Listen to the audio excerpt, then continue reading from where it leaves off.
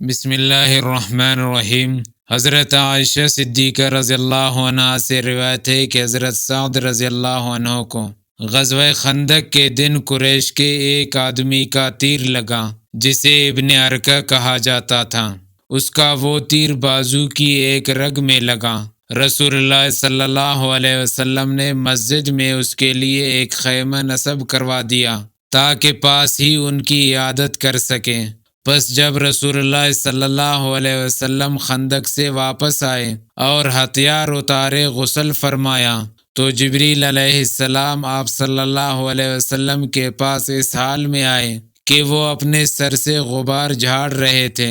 اس نے کہا آپ صلی اللہ علیہ وسلم نے ہتھیار اتار دیے ہیں۔ اللہ کی قسم آپ صلی اللہ علیہ وسلم اسے نہ اتاریے بلکہ ان کی طرف نکلے۔